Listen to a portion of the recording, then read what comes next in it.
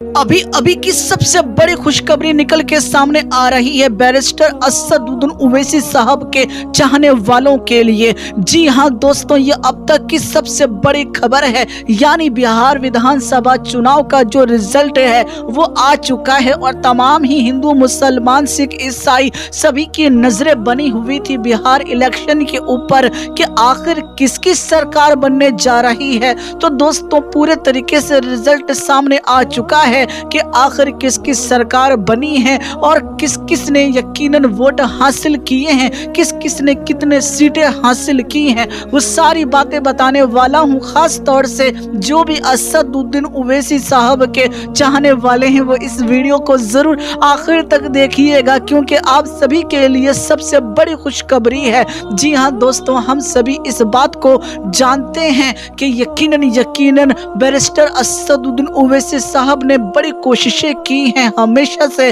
कि वो मुसलमानों के वोट को हासिल कर सकें, लेकिन अफसोस की बात तो यही है कि मुसलमान उनको बहुत कम ही सपोर्ट करते हैं। लेकिन जितने लोग भी सपोर्ट करते हैं वो वाकई दोस्तों दिल से सपोर्ट करते हैं। वैसे अगर कहा जाए तो हमारे भारत देश के अंदर कई सारी पार्टियां हैं, जैसे कि मिसाल के तौर पर अगर कहा जाए तो बिहार के अंदर आरजेडी, जेएडयू, इसके अलावा एमआईएम या फिर इसके अलावा कहा जाए कांग्रेस, तो ये बड़ी बड़ी पार्टियां हैं जो कि वहां से उन्होंने अपने उम्मीदवारों को खड़ा किया था।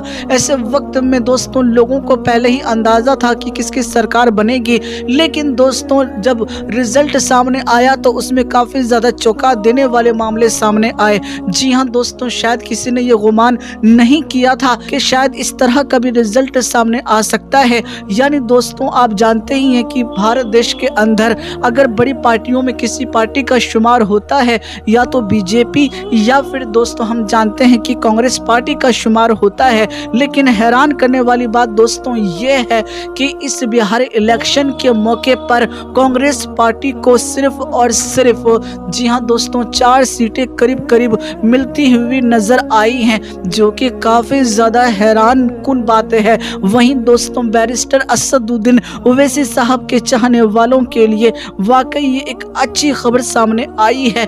यानी दोस्तों बैरिस्टर असदुद्दीन ओवैसी साहब ने भरपूर तरीके से ये कोशिश की थी कि वो महागठबंधन में शामिल हो जाएं, लेकिन उनको महागठबंधन में शामिल नहीं किया गया और शायद यही एक बहुत बड़ी वजह रही कि आज महागठबंधन जो है वो काफी ज्यादा पीछे रह गया। जी हाँ, खुद बैरिस्टर असदुद्दीन ओवैसी साहब ने यह बात भी कही कि अगर मुझे महागठबंधन में ले लिया जाता तो आज जो आंकड़े आए हैं इसके परे काफी अलग यकीनन रुझान देखने को मिलता। वहीं बैरिस्टर असदुद्दीन ओवैसी साहब ने यह बात भी कही, मैं और भी ज्यादा सीटें हासिल कर सकता था, लेकिन आरजेडी और कांग्रेस की वजह से मुझे 15 सीटों का करीब नुकसान हो गया। क्या सच में ऐसा है? लेकिन इतना जरूर कहना चाहूंगा कि चाहे कोई भी बात हो, लेकिन हाँ इतना जरूर है दोस्तों कि यकीनन बैरिस्टर असदुद्दीन ओवैसी साहब को अब तमाम ही मुसलमान यकीनन समझने लगे हैं कि ये हमेशा से मुसलमानों की बात करते हैं, मुसलमानों के लिए आवाज को बुलंद करते हैं और इसीलिए लगता है कि शायद आने वाले वक्तों में यकीनन दोस्तों असदुद्दीन ओवैसी साहब को काफी ज्यादा सपोर्ट मिलने वाला है।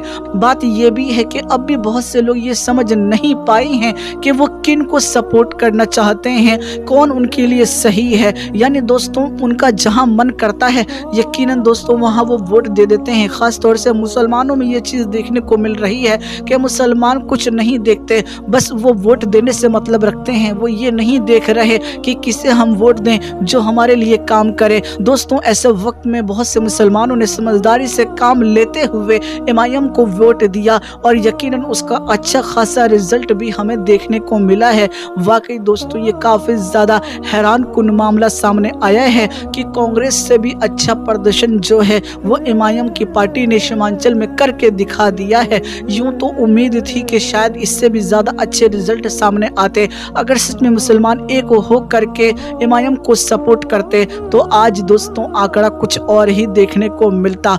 बहरहाल दोस्तों बैरिस्टर असदुद्दीन ओवैसी साहब को हमारी तरफ से बहुत बहुत मुबारकबाद। अगर आप भी बैरिस्टर असदुद्दीन ओवैसी साहब के चाहने वाले हैं तो यकीनन आपको भी बहुत बहुत मुबारक। मुबारकबाद। क्या सच में आपने बैरिस्टर असदुद्दीन ओवैसी साहब को ही वोट दिया था या फिर किसी और पार्टी को, वो भी आप हमें जरूर बताइएगा। वहीं दोस्तों आपको ये भी बता देना चाहता हूँ कि रधोपुर विधानसभा सीट से तेजस्वी यादव जो हैं वो जीत चुके हैं। और साथ ही साथ अगर कहा जाए तो दोस्तों बिहार विधानसभा चुनाव के मजलिस के जो अख्तरुल ईमान हैं उनको 38,000 वोटों से जीत हासिल हुई है, जो कि वाकई काफ़ी हैरान करने वाला मामला है।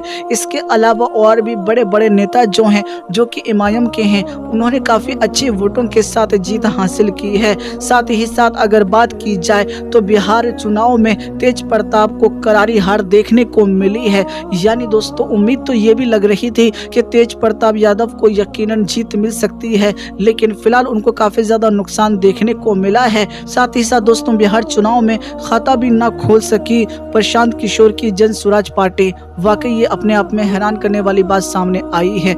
ऐसे वक्त में दोस्तों आपका क्या कहना है इस बात को लेकर?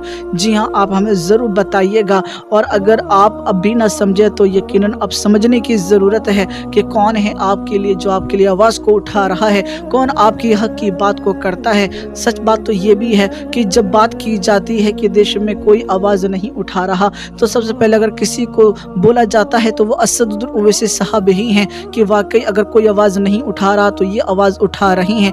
लेकिन हैरान करने वाली बात यह है कि वोट देते वक्त लोग ये नहीं देखते कि ये हमारे लिए काम करता है, ये हमारे लिए आवाज़ को उठाता है, हमें इसे सपोर्ट करना चाहिए। लोग दूसरी पार्टियों को सपोर्ट करते हैं, आपका जिसको दिल करे सपोर्ट करें, लेकिन ये ज़रूर सोच लें क्या वो आपके हक में है, क्या वो उम्मत के लिए काम करेगा, क्या वो भारत के लिए काम करेगा, क्या वो देश के अंदर विकास करेगा। इन चीज़ों का अगर आप ख्याल रखेंगे तो यकीनन आपका वोट देना यकीनन कामयाब रहेगा। फिलहाल आपको मेरी बात समझ में आ चुकी होगी। इस वीडियो को शेयर करें जितना ज़्यादा हो सके। मैं बस यही उम्मीद करूँगा कि आप तक बात सही पहुँच गई है। और आप सभी को मेरी तरफ से बहुत बहुत मुबारकबाद कि इमाम ने काफ़ी अच्छी बढ़ोतरी की है इस मरतबा, पिछली मरतबा के मुकाबले में काफ़ी अच्छे अंकों के साथ इस मरतबा जीती है। तो उनको मेरी तरफ से बहुत बहुत खुशखबरी। इस वीडियो को शेयर करें ज़्यादा से ज़्यादा, ताकि ज़्यादा से ज़्यादा लोगों को हकीकत का पता चल सके कि आखिर कौन जीता है और कितने वोटों से जीता है, और कितना ज़रूरी था कि मुसलमान एक होकर के एक पार्टी को सपोर्ट करते। फिलहाल आपकी जो भी राय हो इस वीडियो को लेकर हमें ज़रूर कमेंट करके बताइएगा। फानूस बन के जिसकी हिफाजत हवा करे, फानूस बन के जिसकी हिफाजत हवा करे, फानूस बन के जिसकी हिफाजत हवा करे, फानूस बन के जिसकी हिफाजत हवा करे, वो शम्मा क्या बुझे जिसे रोशन खुदा करे, वो शम्मा क्या बुझे जिसे रोशन खुदा करे।